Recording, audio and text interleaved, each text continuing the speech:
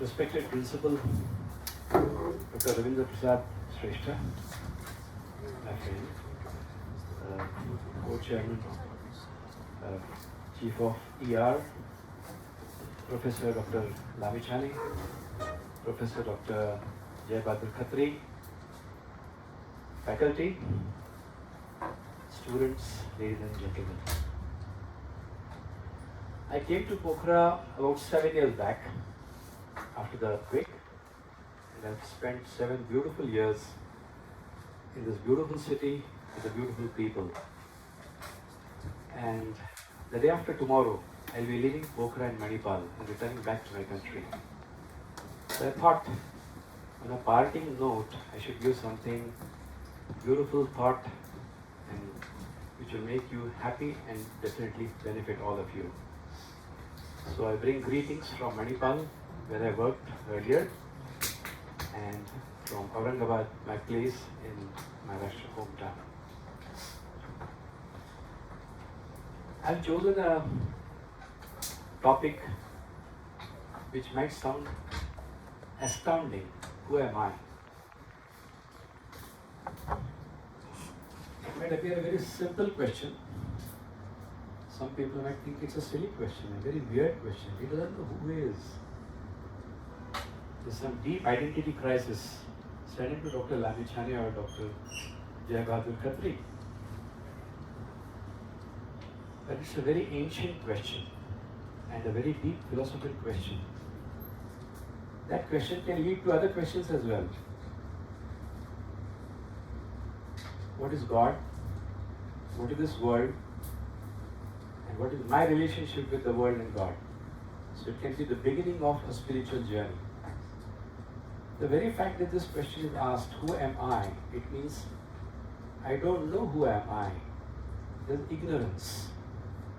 And the very fact that you know that you don't know is the beginning of your spiritual journey.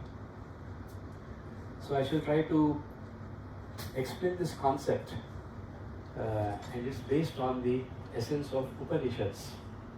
I'll elaborate shortly.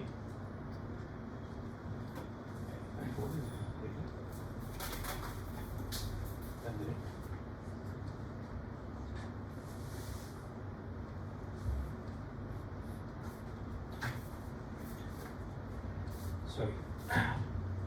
My grateful and reverential acknowledgement for this talk. I have taken the thoughts from Swami Sarvapriyananda's talks and books.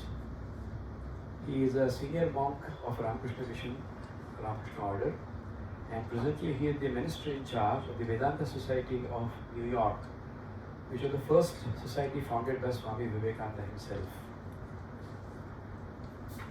Now, if you ask any man or a woman, who are you? First thing they tell the name.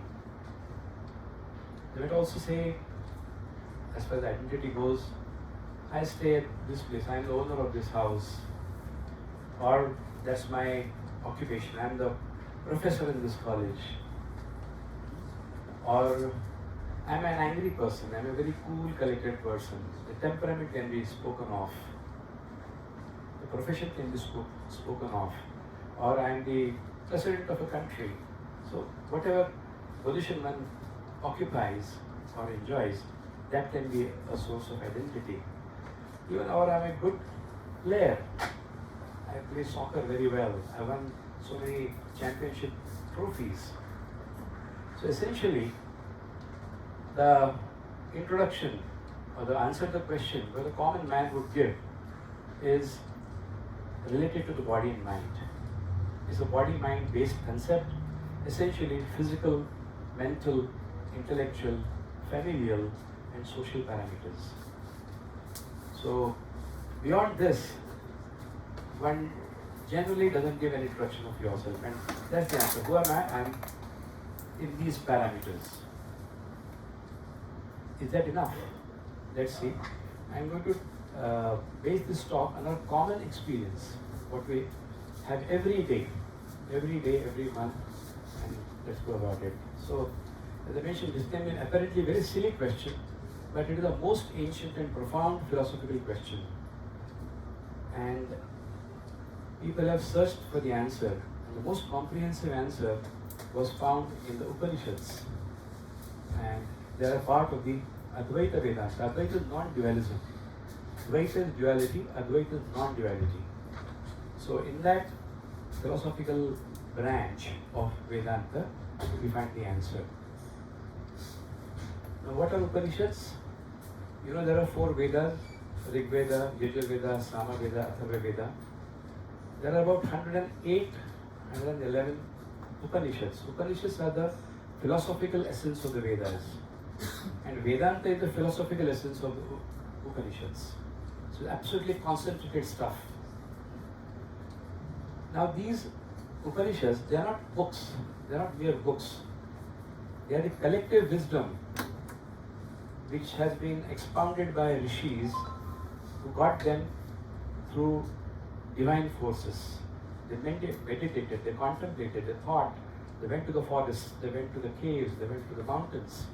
And then they thought about deep problems of the human mind and human welfare. And then this sprang forth. It was not like a writer going to some place, okay, I write a novel or I write a poem. No, Vedas are not written that way. In fact, they don't claim authorship. Vedas are apaurisheya. There is no author. The painter will write his name somewhere on the painting. So there is no authorship.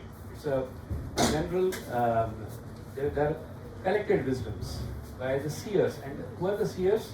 They are the people who have seen the past, the present, and the future. Adi Shankaracharya, he has commented, there are about 108 Upanishads as mentioned in the Upanishad, a long list of Upanishads, and they have come out after discussions, after practical experience. So first they experienced and then they spoke about it. It's not a theory and then someone got into the practical aspect of it. So there were experiences which were narrated and they came out of discussions. So there were questions, counter questions, and their answers. And that's how philosophy flowered and blossomed. Over centuries, when Buddhism came, they contradicted many things. Then again Shankaracharya came, he contradicted. So this journey was going on and on and on for thousands of years, and then it has reached the present state of understanding. So there are 10 principal Upanishads, 10 or 11, because Swami Adi Shankaracharya, he chose to write commentaries on them. And they are the main, the language also changes because they have been over 1,000 years. Like Shakespearean English is different from modern day English. So similarly, the language of Upanishad also changed over the years. Of these, one of the major Upanishads is the Mandukya Upanishad. This is found in Atharva Veda. It is the smallest one and the toughest one. It contains only 12 mantras. Smallest one, like a dhani long, they say, a small chili, very powerful, very, very pungent. This is something like that. It will give a very strong message in a very encrypted form. And Mukti Upanishad says that for seekers of liberation, who want mukti, who are the desirous people, moksha is one desires to get liberation from the bondage of life and death. He wants to become immortal. So this alone, if you study that, this Upanishad alone will take you across the ocean of life. Gaudapadacharya, he is the guru of Shankaracharya's guru, like a Dada guru, his grandfather. Shankaracharya's guru is Govindacharya, and Govindacharya's guru is Gaudapadacharya. And Gaudapadacharya, he has written verses, commentaries on the Mandukya Upanishad, and they are called Karikas, the commentaries. And Shankaracharya has commented on Mandukya Upanishad plus the commentaries of Gaudapadacharya. So we get elaborate discussions and opinions on this. And the core mantra of this Upanishad, of the 12 mantras, is found in chapter 1, it's the 7th verse, and that's the answer to the question, who am I? This is the mantra. I will read out for you some. This is the ancient literature, it's all in Sanskrit, that's the oldest language, it's the mother of all languages. Nantah pradnyam na bahih pradnyam लोभयतं प्रज्ञं न प्रज्ञाननं न प्रज्ञं ना प्रज्ञम् अदृश्यम् अव्यवहार्यम् अग्राह्यम् अलक्षणम् अचिन्त्यम् अव्यपदेशम् एकात्म प्रत्ययसारं ब्रह्मज्योपशमं शांतं शिवम अद्वैतं चतुर्थं मन्यते स आत्मा स विज्ञेयः. Don't get confused. I'll explain the meaning gradually. They say in the art of communication, you should tell a story. You like to hear a story, students? You like to hear a story? Yes, Good. sir. Okay. You know King Janaka? He belongs to Nepal, Janakpur.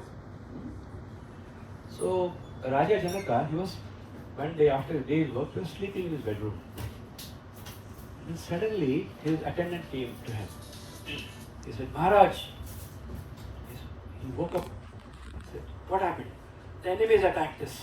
The neighboring country, the enemy has come and attacked us. We are in danger.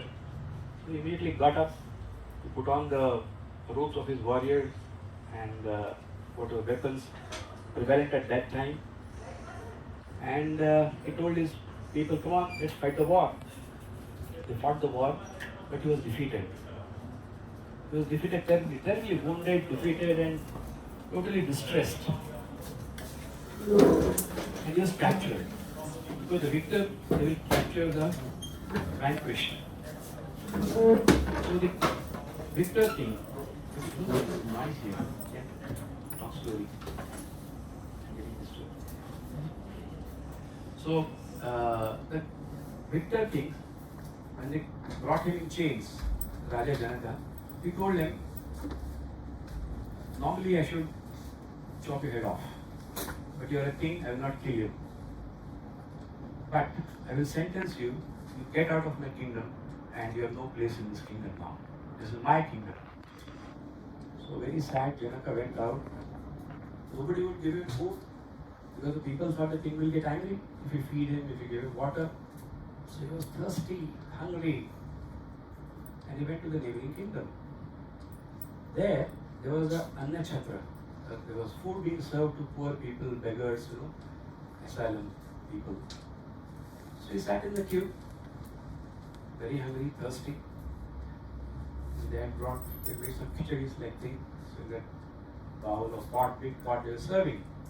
And when his turn came, there was very little left. So he told, okay, whatever scrapings are there, get that from the bottom of the vessel, give it in the bowl. They put it in the bowl. With utter bad luck, a big eagle came and dashed that bowl. The bowl fell on the ground. Whatever little scrap of food was there. And he was totally dejected and depressed. And the description was that Janak Raja हाय करते हाहाकार करते हुए जमीन पे गिर गए. Hahakar is very different. English ha is different. Ha is very happy. In Hindi it is very different. So गिर गए. And he shouted, oh, ये क्या हो गया? क्या हो गया? And then the attendant came. He says, he's full of, sweat, trembling with a bad experience. Attendant said, what happened? He woke up. It was a dream. It was a dream. And then he asked, ye sach ya wo sach? And he was terribly disturbed that he was a very learned king, Janak Raja. So he wanted to find the answer. Is that true or is this true? He was sitting in his bed again. Next day, the couriers came. He would not talk anything to anyone. He said, wo sach ya ye sach? The queen was called. We thought, Maharaj, थोड़ा बूढ़ा हो गया, पेट ढीला हो गया. To her also he said, ये सच या वो सच? Files were being brought, no, nothing was signed, he understood the job. Anyone he would ask, ये सच या वो सच? And then there was a learned rishi, Ashtavakra. Ashtavakra is bent at 8 places. Vakra is bent at 8 places. So he had physical deformities, but he was a very learned person. And he knew what the king's problem was. So he came and he asked him, महाराज, जब आप उस वक्त धरती पर गिर गए थे, तब ये सब था? He said, no. फिर वो सच नहीं है. अभी आप यहाँ पे हैं, अभी आप भूखे हैं, are you hungry and depressed? He said, no. ये सच नहीं है. And he got puzzled. वो सच नहीं है, ये सच नहीं है, तो सच है क्या? Then Ashtavakra asked him, when that happened, were you there? He said, yes, I experienced it. Okay, this was not, that was false, fine, but I experienced it. I went through that experience. Okay, then he asked him, now you are here in your palace, bedroom, with all the wealth and people around you, subjects. So, are you here now? He said, of course I am here. तो फिर वो सच नहीं है, ये सच नहीं है, सच is you. You are the truth. So, neither state is real, but you are the witness. That state was not real, this state was not real, but you are real. And that's what we find out. Who am I? The real I. We are very familiar with three states of existence. We experience every day. Who we? I. I is the knower. So I, the ego, the sense of me, my I-ness, and he the knower. So in the waking state, what do we experience? The waking world. With the Jagrat Prapanch, they say. And Jagrat is awake. Prapanch is the world. The word comes from Pancha, the five Mahabhutas: air, water, fire, and earth, space. So combination of this has made the whole universe. So what is active in this? The body is active and the mind is active. We transact every day. We get up, we get ready to go to office, we come here, do our respective things, go home, relax, talk to people, holiday we enjoy. There are so many activities we perform, all in the waking state. But is that real? Advaita Vedanta says, no, it is not real, it is unreal. Then at night we sleep, all of us, we have dreams, and then we create a dream world. We create a dream world. From where? I mean, actually we meet people, we go to places, we even create ourselves in the dream. So we got a dream world. There is a Swapna Prapancha. And the body is in the bed, maybe in the mosquito, under the mosquito net, but the mind is active and the person dreams. That state also is unreal. But when do you realize it is unreal? When you wake up. You say, it was a dream. It was a nightmare. Or if you have you get a lottery, you are very happy, but next day you find the bank balance is same as before. If you get some sweets and then you keep in the fridge, you eat in the dream, you open the fridge, there are no sweets. So, there's a dreamer experiencing a dream world, and there the mind is active. We also have an experience of deep sleep. What is there? Blankness. There is no sleep world because there is no mind. The body is not active, the mind is not active. So, this complete blankness, you can call it sleep blankness. Only after getting up you say, oh, I slept like a log. I had a deep sleep.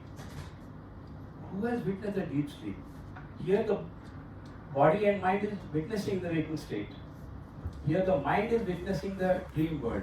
But in sleep, deep sleep, there is someone to witness. Because unless you have the experience, you will not tell again. If you didn't have that experience, if that experience is not recorded, then you will not narrate it. You will say, I was dreaming and I woke up. But you have that experience and then there is someone who is recording it. What are the active parts here?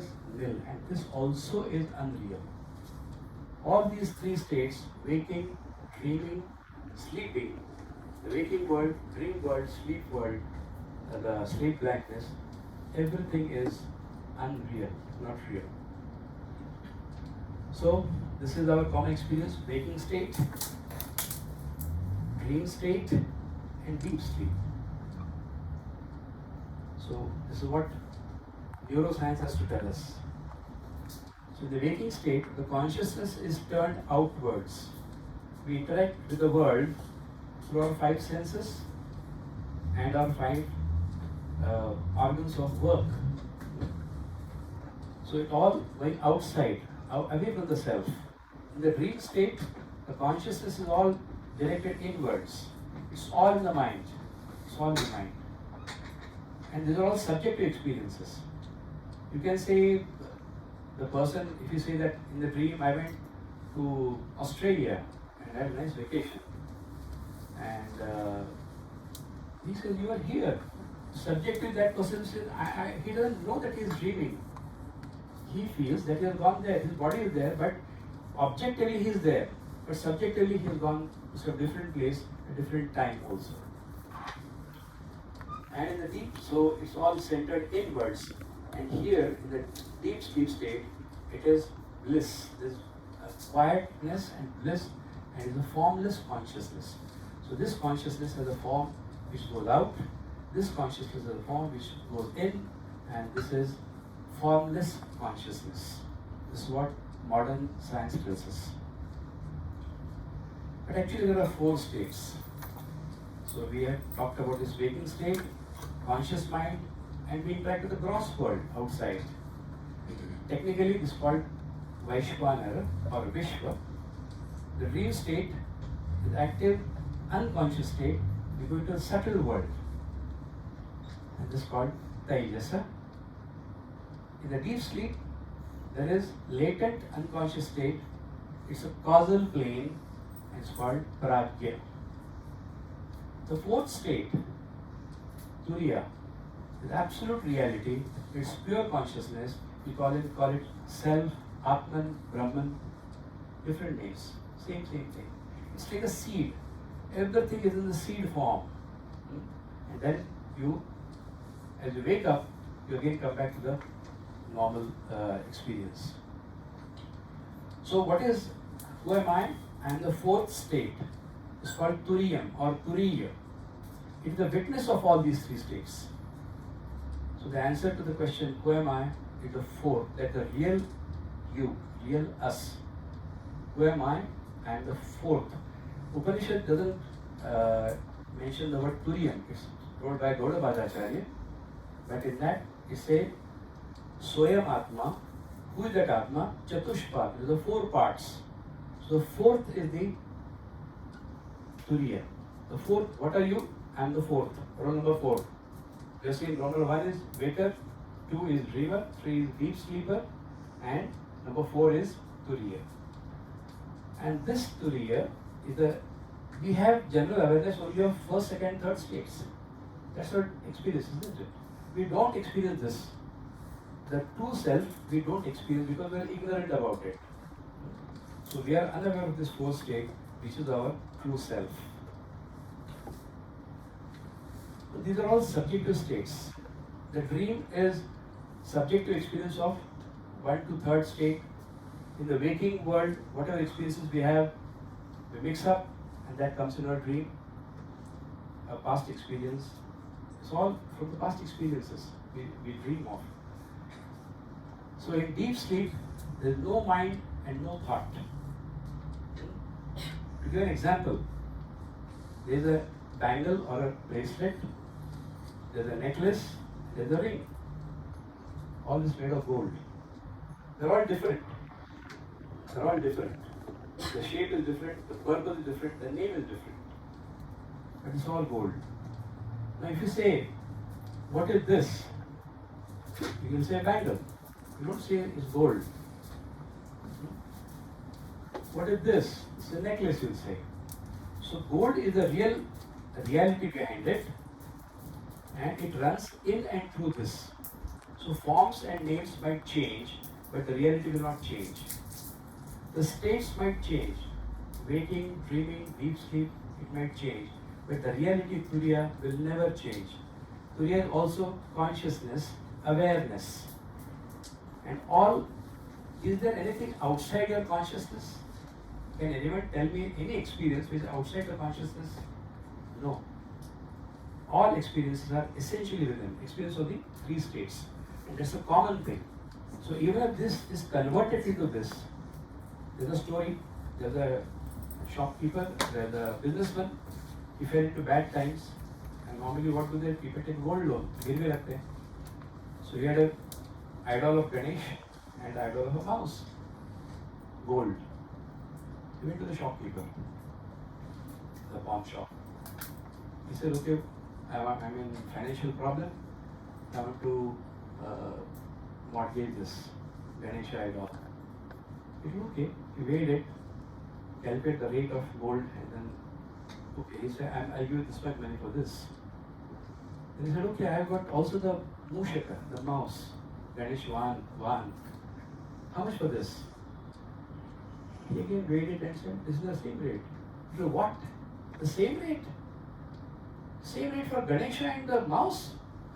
He said, for you it is Ganesha and mouse, for me it is gold. I don't differentiate. So this bhed, what we have, differences. So that they are in the state of ignorance. The one who sees the truth within, he is the one who is the wise person and who knows who am I. So our ignorant person will feel that these ornaments are gold. If somebody, you tell him, if a person, that this is gold. Suppose that's converted into a necklace. He said gold has gone. Suppose that's converted into a ring. He will say gold has gone. Gold has not gone. It has just changed the shape, changed the name, changed the form, changed the use. And of course, they are all distinct states. You can't wear a bangle or a bracelet in the neck. You can't wear a necklace in the finger. So similarly, these three states what we experience, the waking, deep sleep and dreams, they are totally different, unconnected. But there is a continuing reality behind all these three states, and that is the real I, the Turiya. This is a human model. The outer oval is the conscious mind, and here this can process about 5 to 7 bits of information at a time. You are all students of the modern age, you know computer language. So human brain can process only 5 to 7 bits of information at a given time.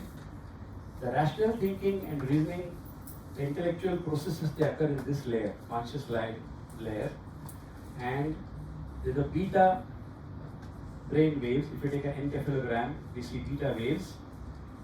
The incoming data is analyzed here. It's a limited space, and psychotherapists will use this part of the mind.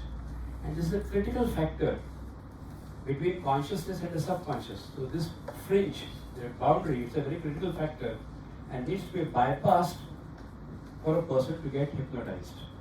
So when you use hypnotherapy, the psychiatrist or the hypnotist, he will transcend this barrier. The willpower resides here. It is easily overridden when emotions are very high.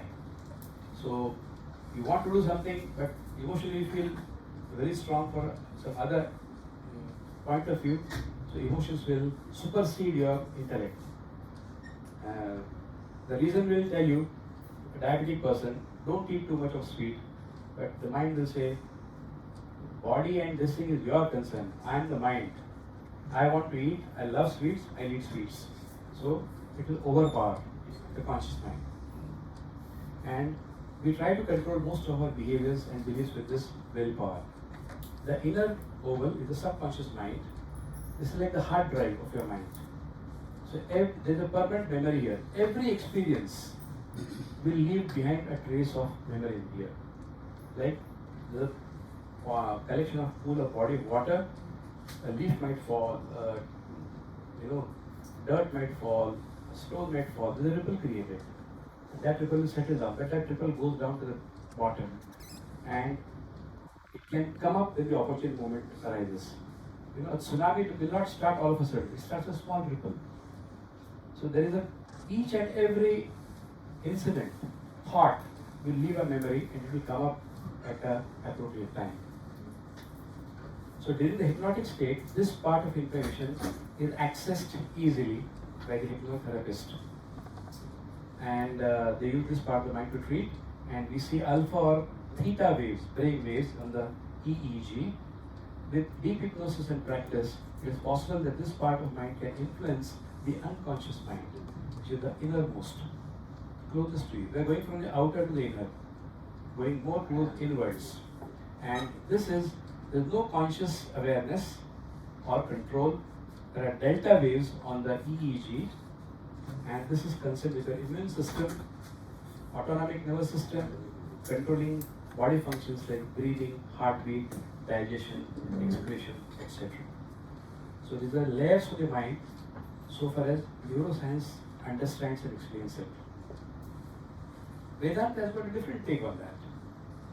The same consciousness, what I mentioned just now, the wakeful state, Vaishvanara, the dream state, Taijasa, the deep sleep, sorry, there's a spelling mistake here. Deep sleep is Pragya, and Turiya is a transcendental. It will be in and through all the states what we experience. So this fourth state is the witness. It's present in and through. So if you want to see where is the gold, gold is there in the bangle. Turiya is there in the, you can't point it out as a separate entity. Turiya will operate through the three functions, the waking, the dreaming and the deep sleep.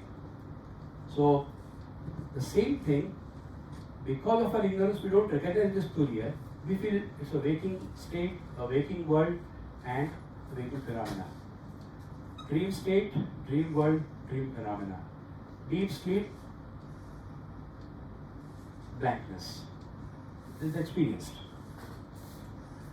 So there is no separate fourth state, it cannot be pointed out as a separate entity. It is the same reality and it works as consciousness in all these three states. So gold is apart from the ornaments, but it is but it is inside all of them and survives even when they are transformed. As I told you just now, if you convert the bangle to a necklace, gold doesn't die. If the waking person dreams, consciousness continues. If the dreaming person, he goes into deep sleep, the consciousness continues. So it's the same reality in all these three states. So now we come to the analysis of that mantra. So in the waking state, it's the extroverted consciousness, and there's a physical preponderance. The body is active. The body is active. You say you are awake. So it is Vaish Pratyam. Vaish is outside. In the dream state, it is Antah Pragyam. It's inside. The same elements constructed in the mind from the waking world, they give a mental preponderance and we create a dream body, a dream world. It's all. And so are you not there? You are very much there. In the waking state, no doubt about it. I hope all of you are awake and there's no doubt that we are here in the GMC, we are listening to this lecture. So we have this waking experience. There's no doubt about this. But in the dream state, the same elements are constructed and we can have a dream body. In the deep sleep, it's a mass of consciousness. There's nothing for it to illumine. See, if you want to see something, the light should fall on it. So whether the object is there or not, if the light is there, if the object is there, light falls on it, you see the object. If the object is not there, the light is there, can you say that the light is not there? It is there. So 1 and 2 become the dormant states in deep sleep and it's called Pragyana Ghana. It's a mass of consciousness. Pragyana Ghana is also the logo for Manipal Teaching Hospital. It's one of the Mahavakyas. So who says I was on all these three states? Only consciousness can say. The waker cannot say that he is dreaming. There are people who daydream. In the waking state also, they build castles in the air. A dreaming person, he can't say that he doesn't feel that he is waking, he is dreaming. People, he might say later on when he wakes up that I was dreaming, but then he then experiences the deep sleep or waking state. If a person says, I am deep asleep, then he is not deep asleep. So in the state of deep sleep, there is no mind and there is no thought, so it's all different. But there is consciousness. So when you are awake, this works, no doubt. When you are dreaming, this works as a dream body. And when you are in deep sleep, then this records the absence of experience.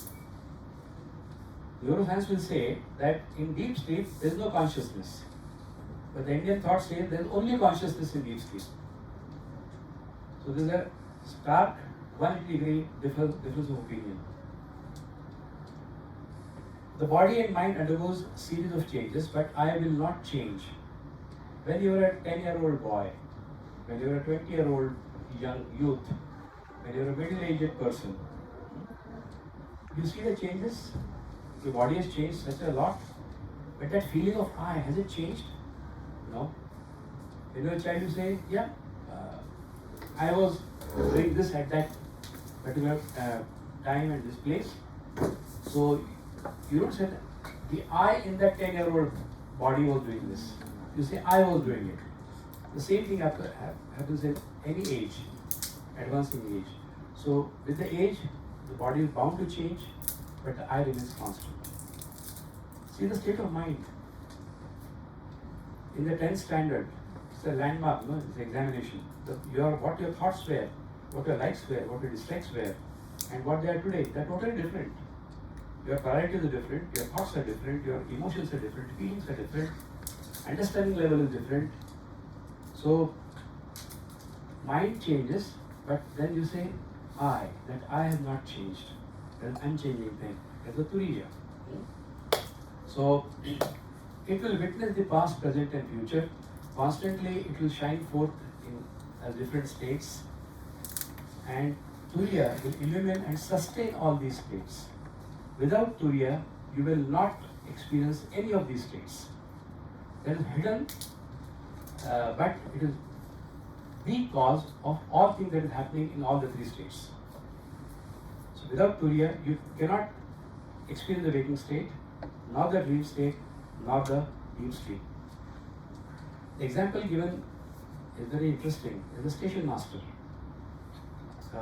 In Nepal, you don't have train. There is one train from Janakpur to Bihar, I guess.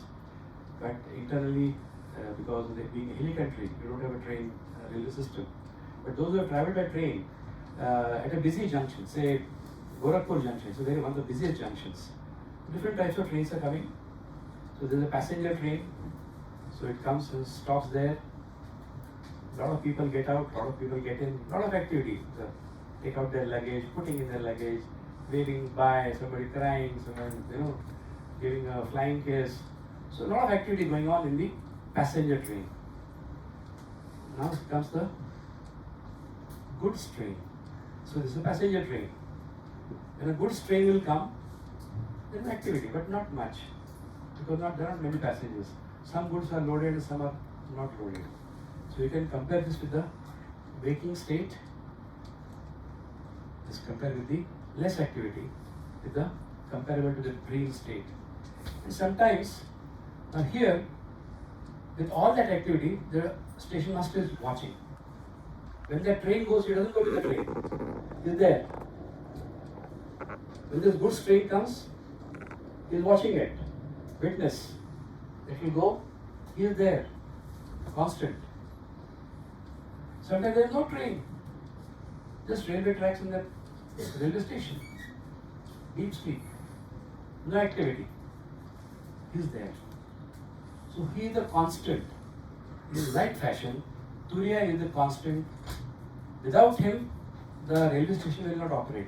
It will be a chaos. He manages all the things. The passenger traffic, train traffic, the goods train, and even the empty platforms.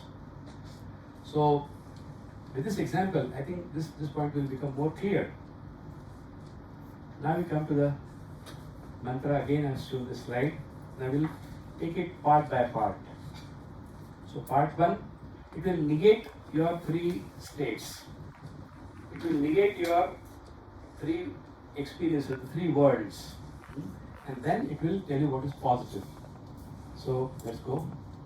Na bhish pragyam. So I am not the waker, but the waking state is experienced because of me, I. But I am not the waker. Na antah pragyam. I am not the dreamer. Na ubhaita pragyam, na pragyana dhanam. So you are not the deep sleeper or in between state also. In between means what? It's the twilight zone. You are not half asleep and half awake. Many times students in the lecture, if it's a long lecture, they are half awake and in the notes what they write are very interesting. In that state of mixed consciousness. So, na ubhaita. Ubhaita is in the two. Ubhaya is two. So, na ubhaita pragyam, na pragyana dhanam. So, I am not the deep sleeper, I am not the dreamer, not the waker, and not the in-between state also. So, you are apart from all these three worlds and all these three states. So, none of these. None of these. Na pragyanam. Then what are you? Are you like God, doing everything, omniscient? He says, no. Na pragyanam. Na pragyam. Then are you something inert, lifeless, like this piece of wood? He said, no, you are not inert matter or insentient matter by any chance. Then what are you? You are adrishyam. You are invisible but very much present. You are not an object of the five senses. You are not to be seen by the eyes or to be touched with the hand or to be heard or smelled or so sight, sound, touch, feel, taste. You cannot do this too because pure consciousness is totally unconnected. Do you see an elephant in the room? No. Why? It's not here. It's not here. Simple. You say God exists, Atman exists, then why don't you see it? Why don't you see it? Because it's not object of your vision. It requires some special instrument. So why can't I see God if He exists? Same question you can ask, why can't you see Higgs boson particle which also can't be seen? Does it not exist? It is not a subject of normal vision. You need special eyes, special gadgets to see that. So, if a thing is not seen scientifically, you cannot say it does not exist. Because we are logical people. So we believe our eyes. So, but suppose you don't see a particular thing, you can't infer that it is not existing. You don't see Turiya, so you can't say that Turiya does not exist. It is avyavaharyam. It is not transactable. It is not a commodity, daily use commodity. You know, our day-to-day affairs, give and take. No. It is not a transactable entity. It is the source of all transactions. No transaction can occur without this fourth state, the real state, the conscious state. You know, you can't transact in an unconscious, if the consciousness is absent. So without it, no transaction is possible. Ornaments cannot exist without gold. If I take the wood from this lectern, it will go, vanish. If you take the gold out of the bangle will go. Simple, not difficult to understand. So without the reality, nothing can exist.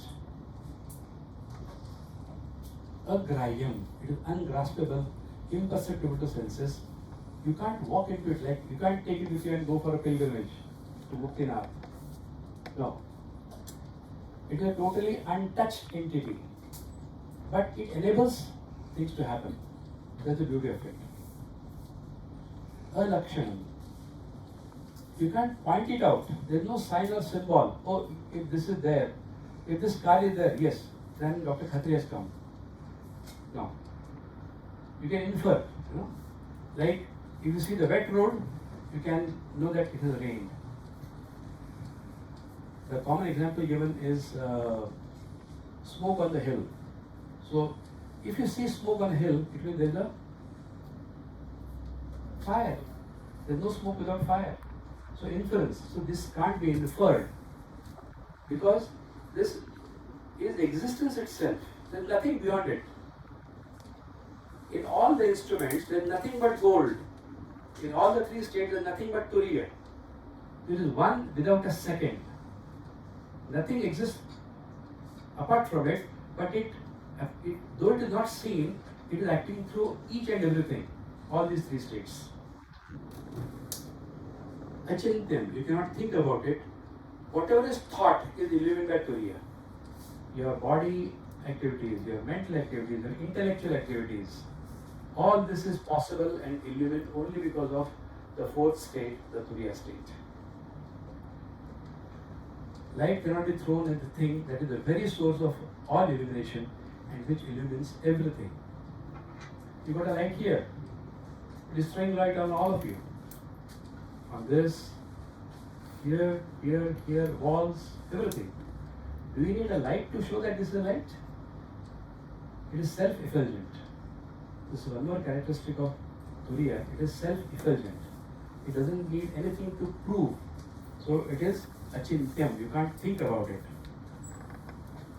Avyapadeshan. You can't name it. So what is turiya? You have to point somewhere. It can't be pointed out. You have to name it, no? Because it is formless. And it's a very interesting concept. We have to explain this. Language will operate only in 5 areas. We can use language only for these conditions. Beyond that, language does not operate or is not effective. You can't express, the language stops there. What are those 5 areas? Jati, the species. There's a cow, you've been taught. This is the shape of the cow. Then when you see a cow, you pick up your association from memory. Oh, this is matching with this shape. Oh yeah, this is a cow. This is species. So cow is not a tree. Cow is not a car.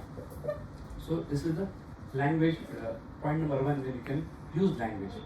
Jati or species. Second is guna or quality. Give me the red flower. You have told the quality, the color. So bring the red flower. So there you can use language. Third is kriya or action. Call the cook, call the driver. He is doing some job. So that activity is referred to and expressed through language. So species, quality, action. Further, sambandha, relationship. Teacher, call the teacher. So there's a teacher-student relationship. There you can use language. And last is rudhi or convention. Dr. Nirmal Lamichhane. Why? He's been given that name by his parents. So it is conventional to call him Nirmal Lamichhane. Unless there is other Nirmal Lamichhane, nobody will respond if the name is called out. So language will operate only on these. Now, this turiya, it has no species. It is only one. There is nothing apart from it. So there is nothing to compare. So language can't be used for on this parameter.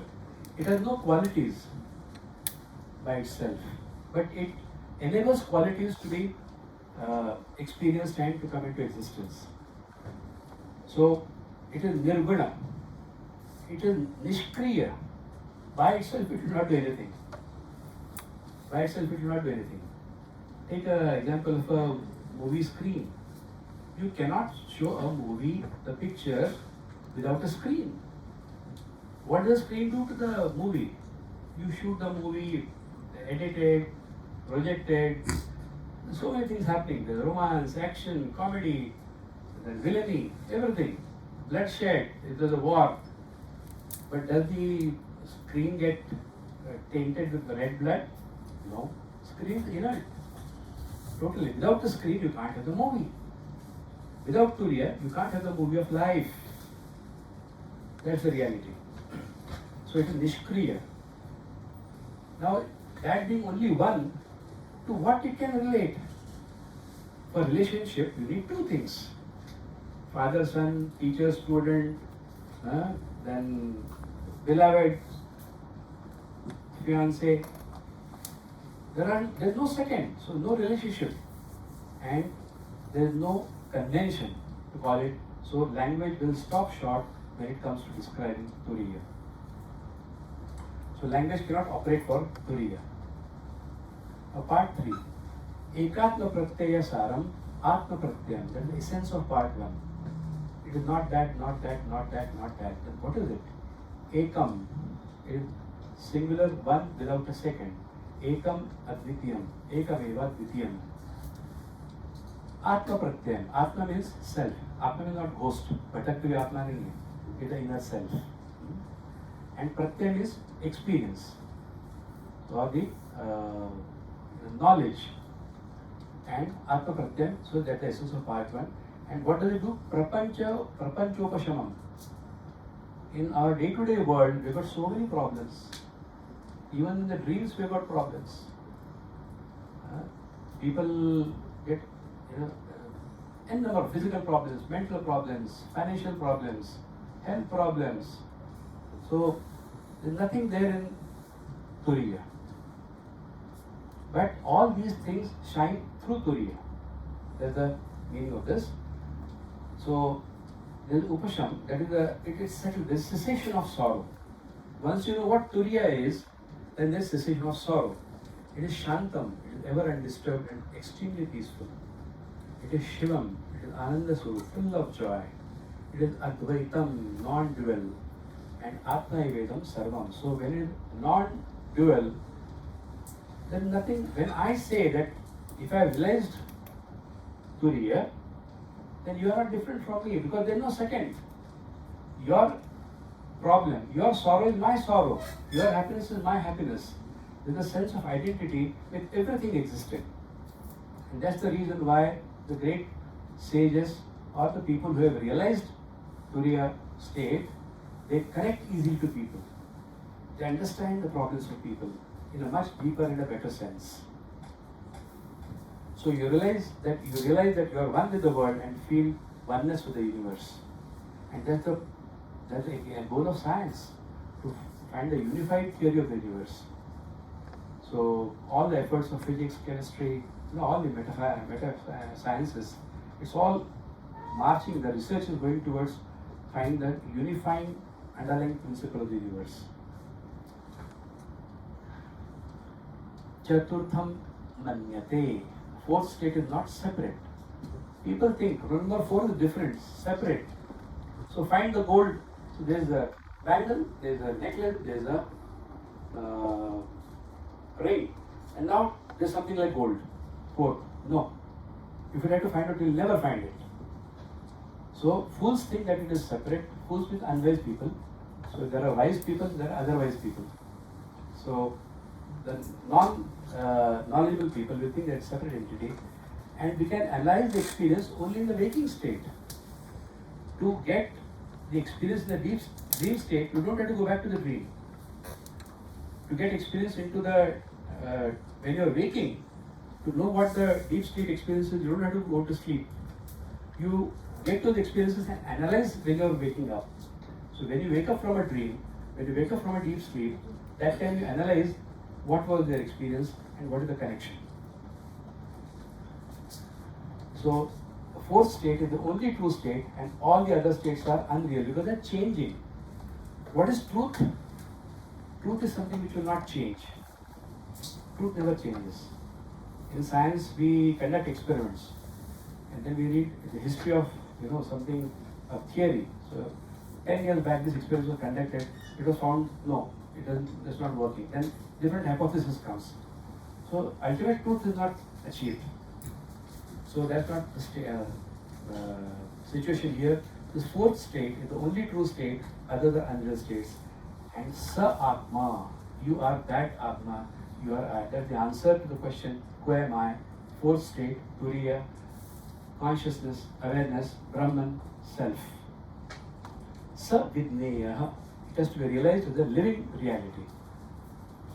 See, you may read this Mandukya, study it, intellectually understand it, give a approbation, yes, this is possible, but then you will still have doubts. Okay, you ask questions, get your doubts clarified, then you hold that understanding, and until you get it as a living reality. If someone asks me, are you Dr. Krishna Wahegaonkar? If I have any doubts, if you don't have doubts, it should be that clear to me. Yes, same thing. So there should be a very crystal clear living reality experience. Sa vidneya, you know that.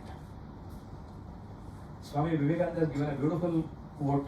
He says, "He who runs away from the world to meditate and die in the Himalayas comes searching for God has missed the way. He who plunges headlong into the luxuries of the world, he too has missed the way." So both extremes, they are wrong, totally wrong. So what is the way? How do you make it concise? He said the only way is to deify the world.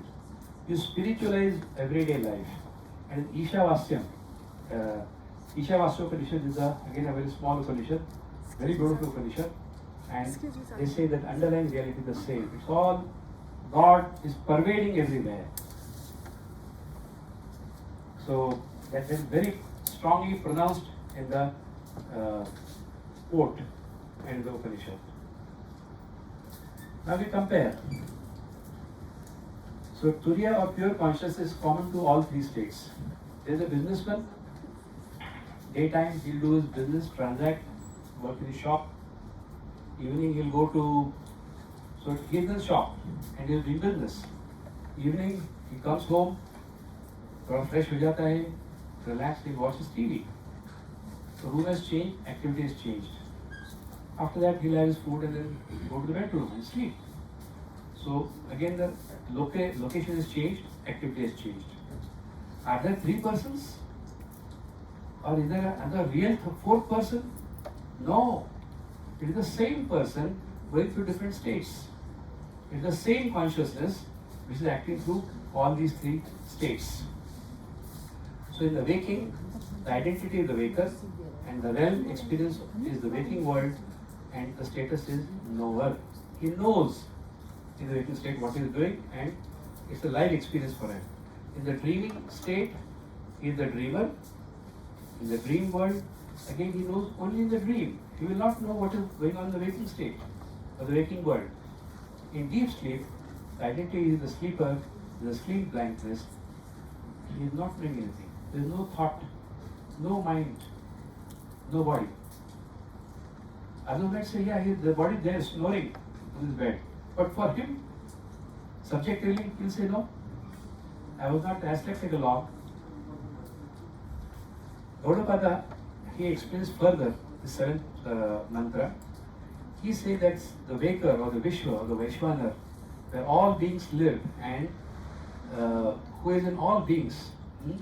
The state of consciousness is the waking state or the Jagrat state, the waking world or the Jagrat Prapanch, but the reality he is ignorant. Earlier he said it was unreal. Now he says it is ignorant. We don't have the knowledge of Turiya in this, the waking state. In the dream state, the dreaming or swapna is one of the shining elements because the mind is active here. There's a swapna prapancha, again the person is ignorant. In the deep sleep, sushupti it is called. This is Jagrat, swapna and sushupti, sleep blankness, no prapancha. The person is still ignorant. When he wakes up, same world, same people, same problems, he is not enlightened. Otherwise, after deep sleep, if that is the enlightening state, then you will become experience Turiya, but he doesn't do that.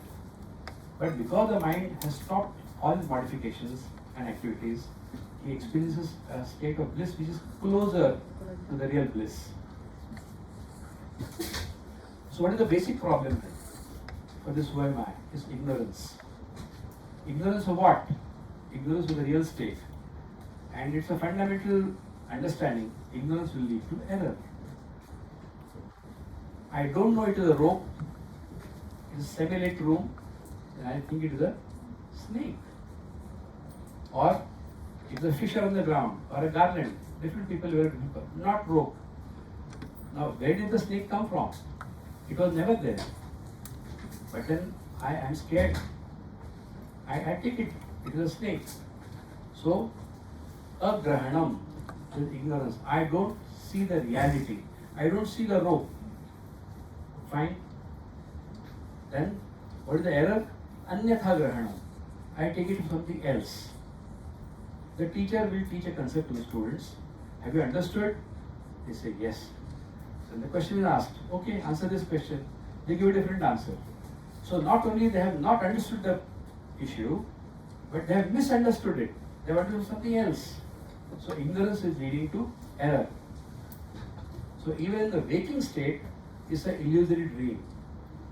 Now, have you seen children, small girls, preschool, 3-4 years of age, you get them a little kitchenette. I think those who have daughters, they must have experienced this. And then she say, Mommy, Papa, I'm going to make tea today. And then small gas, she'll take a pot, and there's a saucer, there's a cup. She'll say, Sab juta juta. And she'll say, take this tea, I've made this for you. And what do? Do you say it is wrong? It's a false thing? You don't want to hurt her. For her, it is an utter reality. It is not false for her. Then you have to drink it, juta juta, and say, ah, lovely, what a taste, thank you dear. So, just that activity is true for that age and that person, but in reality is not true. Can you apply the same analogy to we people, grown-up people doing our daily activities? There could be higher state which will think that all this is a dream, this is false.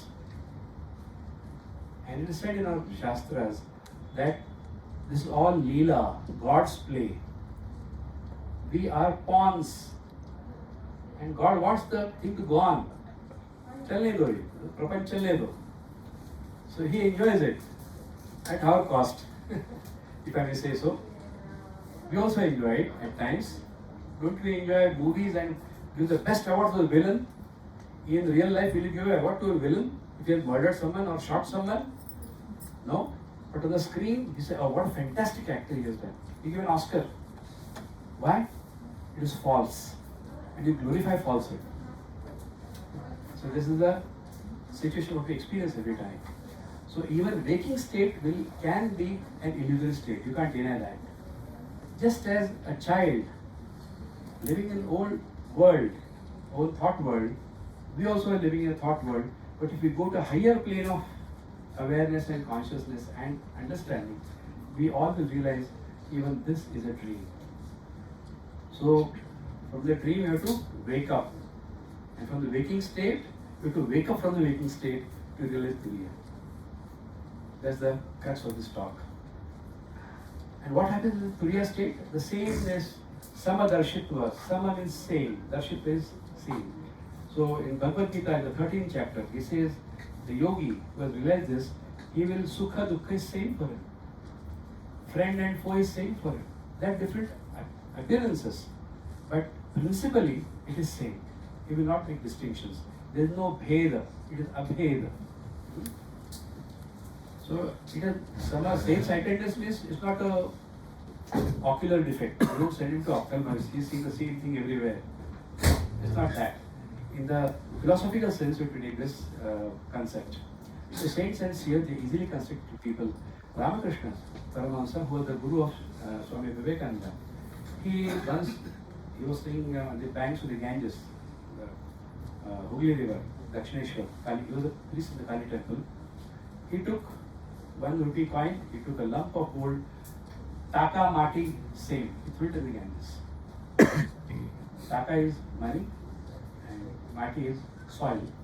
So for him it is same, and we crave, we want to get land and buildings and money and this, and for him we just throw it because there is no value in that, there is no worth.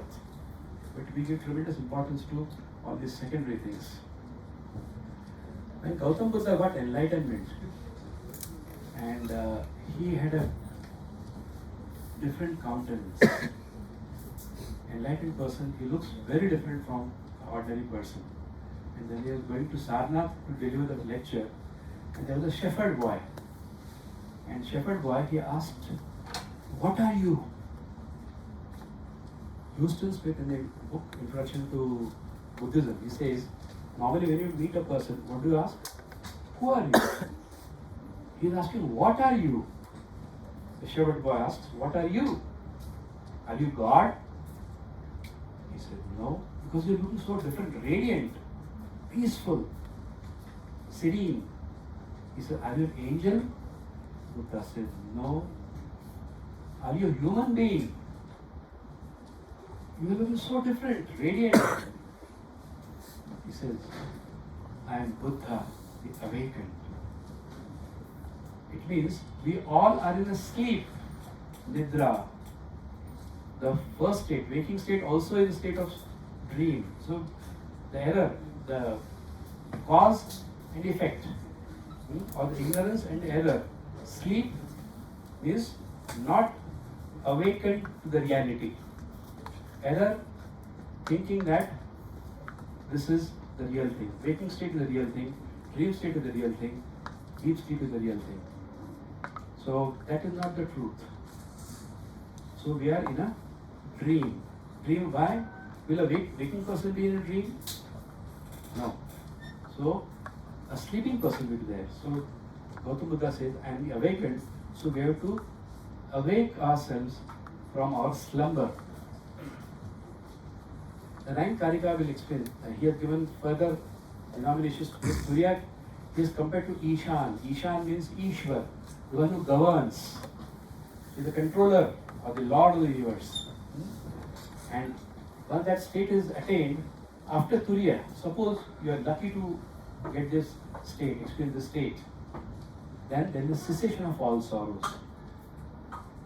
Atyantik dukha nivritti and paramananda prapti.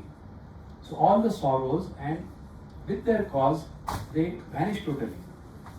So what will the ignorant person say? Ajnani, I am happy, I am sad, or routine experiences. But what will the enlightened person say? I am the witness of the happiness. I am the witness of the sadness. So if you pinch him, he won't go with a smiley always. If you pinch him, he will say ouch. But he will say, I am not getting pain, I am the observer of the pain. So that's the difference after Turiya and before Turiya. So I am the witness of pain and pleasure.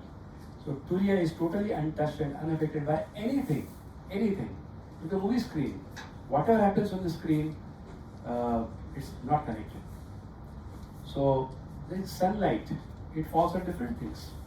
If sunlight falls on a ditch, it doesn't get dirty. If it falls in the Ganga, it doesn't get pure. If it falls in the Himalayas, nothing can affect it. It can fall the sinner, the saint, the crooked, the wise, the learned. So in a conference about 15 years back in Institute of Culture in Kolkata, Europe conference, the question was asked to a British neuroscientist, is there consciousness in deep sleep? And they said, no, science says there is no consciousness in deep sleep, you are unconscious. The Indian philosopher said, there is only consciousness present in deep sleep. It's a totally, radically opposite view. So things are seen when light falls upon them. Can you see one thing? Suppose you are driving a car on a steep road, uphill road, and when the focus light is there, if there are things moving in front of it, insects, rain, you can see it. Suppose you go to the top of the hill and then the sky is bright and clear. You don't say anything. Because there is nothing to reflect. Light is there.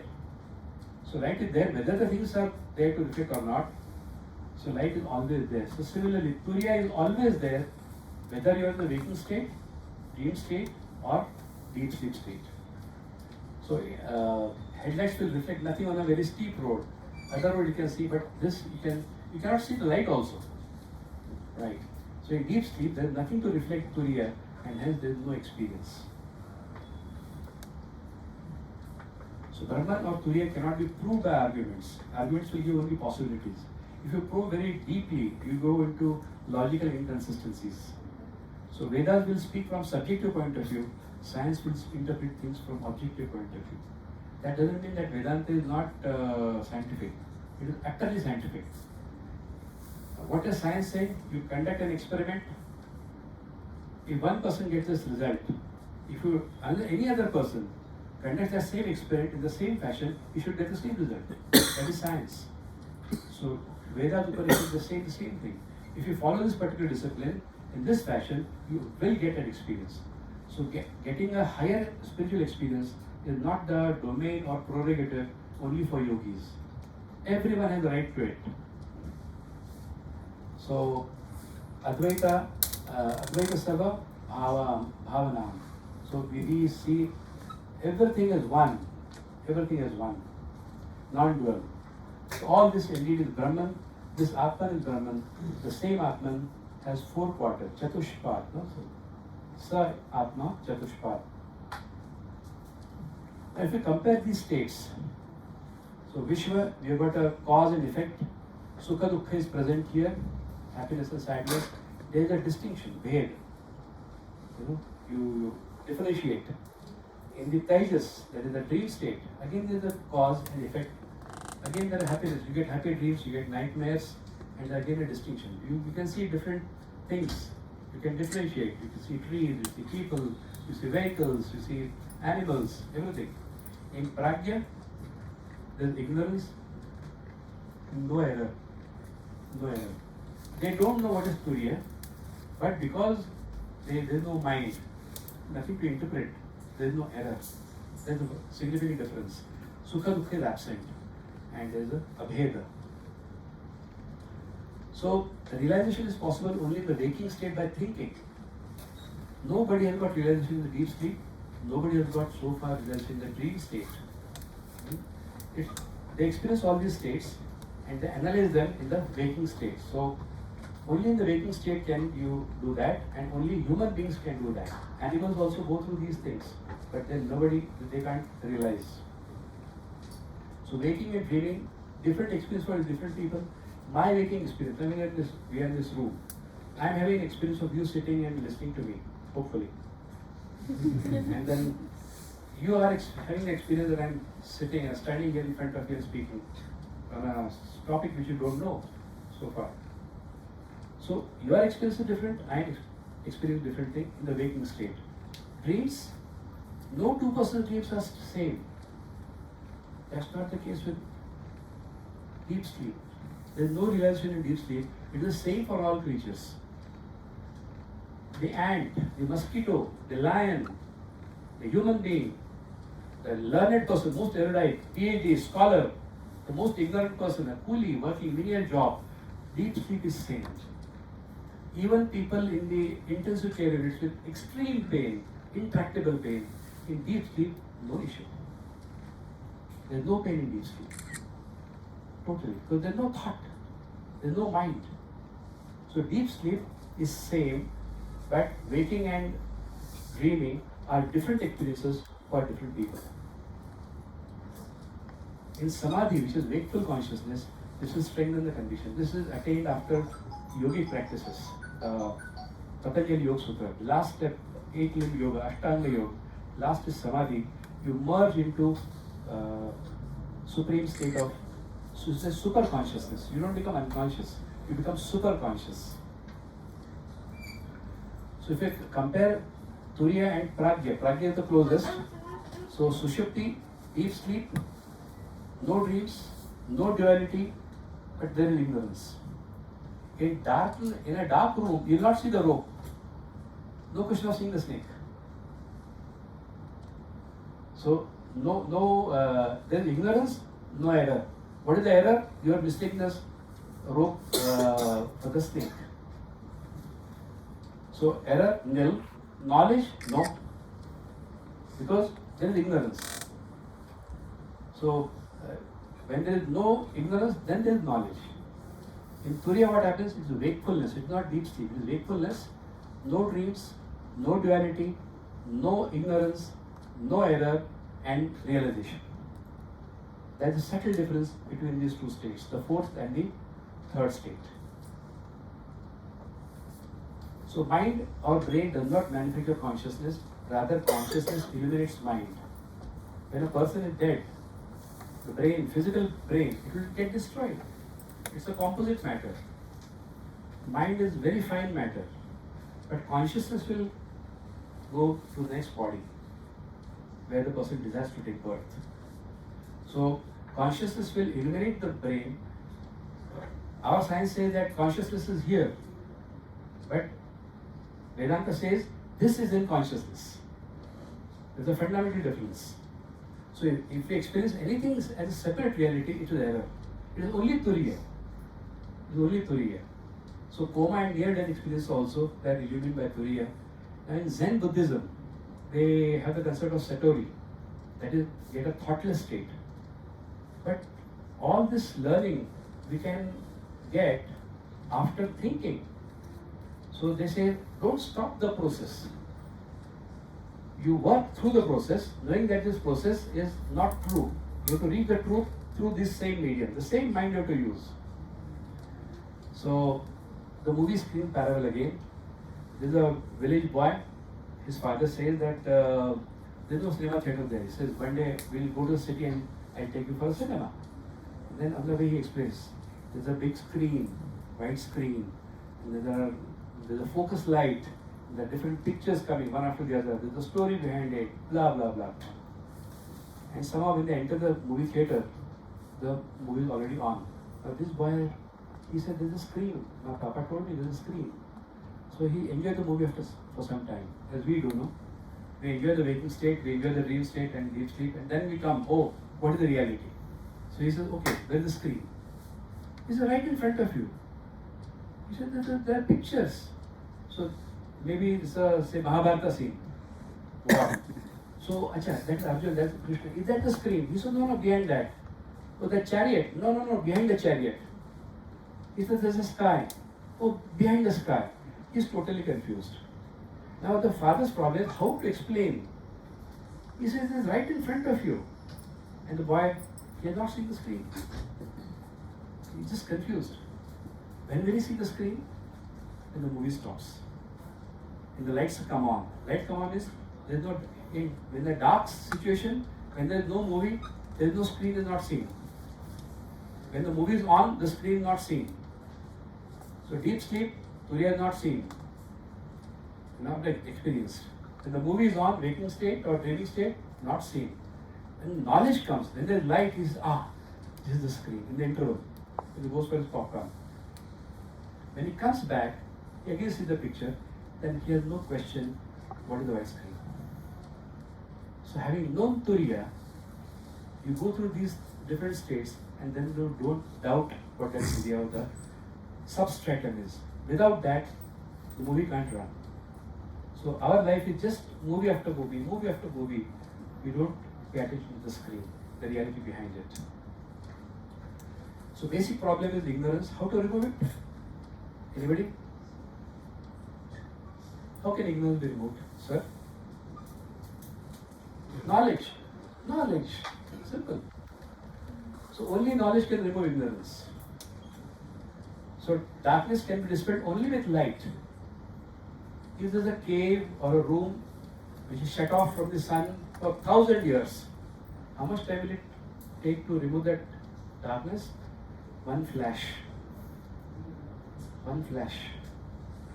One flash, there is Turiya, and all your misconceptions go off. Ignorance gone, error also goes. You think that this is a reality. But once you know what the reality is, then the whole thing, once you take care of the cause, effect also is taken care of. That's the beauty of it. So when light dawns, ignorance and error both will go. Knowledge and ignorance have to be in the same locus and same subject. This is very important. Ashraya and Vishay. So the ignorance, where the ignorance is, knowledge should come there. About what the ignorance is, knowledge of that should come there. To give a simple thing, I am ignorant, so the knowledge should come to me. If my guru, if some saint has got realization, what use is it to me? I should realize ignorance is here. He has got knowledge, so it should come here and of the same subject. If I've got ignorance about physics, then if you try to teach me biology, will it work? No. So ignorance and knowledge have to be at the same locus and same subject. This is very important. So Guru's realization will not remove your ignorance. It's a picture, there's a funeral, the body being carried, and the Guru says, that which does not die is Atman, you are that Atman which is all pervasive. Now the question is again come, when and how the ignorance started? Why do we get ignorance? The answer given in Vedanta is, it is Anadi Maya Sukta, it is beginningless. If I ask you, do you know German? No, since when? Since when? Huh? Since German. German language. Since birth, yeah. Beginningless. Huh? Since birth you don't know. No. So before birth you knew it. Beginningless. Ignorance is beginningless. So that's the answer. Right. So Jiva, post knowledge, what will happen? He will awaken from the slumber of ignorance and realize that he is ajam, he is unborn. What is born is body. Consciousness is not born. He is anidram, he is awakened, he is in sleep. Sleep is not, he doesn't get insomnia. Physically in sleep, but from the ignorance, sleep of ignorance, he will wake up. Aswapnam, he will not dream. And Advaitam. Now those terms you can correlate now, map it properly. Advaitam, there is non-duality. So, now again the next question. After realizing this, suppose you are lucky to that, will the world vanish? The spark? Gone? Oof! Thin air? No. You know by science, how does the sky look to you? Blue. But is it really blue? Sky is colorless. It's just a physics effect, isn't it? So once you know that the sky is not blue, once you go to the, say, rocket and go to space, you know sky is not blue. Once you come back to Earth, will the sky change the color and show the true color? It will appear blue. But you know it is not blue. That's the beauty of knowledge and realization. So will the world disappear after realization? There is no world to go away or stay. When you know that it is a rope, it is not a snake, will the snake go away? The snake was never there. Simple, the snake was never there. So, that ignorance is gone, error is gone. So, experience will be the same blue sky, but the understanding will be totally different. So, you will say that you are experiencing different things, but you are not sad, you are experiencing sadness. You are not happy, you are experiencing, you are the witness of happiness. The sky will continue to look blue. You will be dehypnotized. So right now we are hypnotized. We are conditioned to thinking that I is this. Who am I? This body, this weight, this position, this qualification, this job, and outside this is not I. That's not the truth. The truth is, this is consciousness. Now you are seeing me, you are seeing this, you are seeing the light. So, for you it is consciousness plus seeing the light, consciousness plus seeing this, consciousness plus seeing this. These three things are different, but the common factor is consciousness. That you have to understand and grasp. So then, if all these distinctions are false and superfluous, what is the purpose? Why confuse people? Why the assumption? It is for sake of teaching, understanding. If you just tell, oh, you are, who am I? Turiya, full stop, lecture over. Go. So for the sake of understanding and this thing, it is taught. Janak Raja again, he asked for supreme knowledge, non-duality to the Guru. And the Guru told him that after getting this knowledge, the distinction of Guru and teacher will not, Guru and Chela, disciple will not be there. So his teacher, Vasishtha, he said, give me Guru Dakshina first. Because after you realize there is no guru, so you won't pay me. So, jocular way. So Guru Janaka asked for Guru Dakshina in advance. It's not a true story, it's imagination, but that highlights the point. So if Turiya is the sole existence and the whole truth and knowledge itself, again the question, who is the knower and who is realizing? Shankaracharya says, why do you ask? This question itself is superfluous. It's paradoxical. Once you know, okay, when you ask who is the knower and who is the realizer, why do you ask this? Because you are ignorant. Okay, come and attend the Mandukya Upanishad class. If you are ignorant, you will ask. If you are not, if you are realized, if your doubts are cleared, then you will not ask this question. This is a very superfluous question. So after realization, there is no doubt in the mind. The question itself is paradoxical. There is a logical fault line, and this is the antinomics of Vedas. It will result in endless logical fundamental inconsistencies if you probe deeply. There are two things, A and B. They have a relation. I'll explain this. Right? So without two things, you can't establish a relation. It can be disciple, teacher, father, son, husband, wife. You need two things. Okay? So A, is it true? Yes. B, is it true? Yes.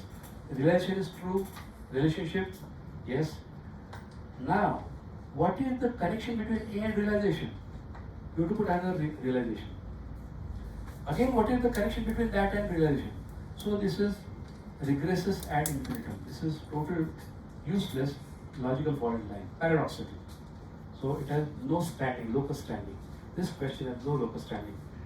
If you ask, what is the consciousness of consciousness? Well, consciousness itself is self-effulgent, and there's only one thing. There can't be two consciousness. Consciousness is essentially one. Thank you so much for your patient hearing. I hope this difficult topic, I have attempted to make it simple and interesting. I don't know still if you carry the notion that it is a simple question or a deep question or a quizzical question or a silly question. But I'm sure it is a very interesting and a very illuminating question. Who am I? And the fourth, the Turiya. Thank you so much.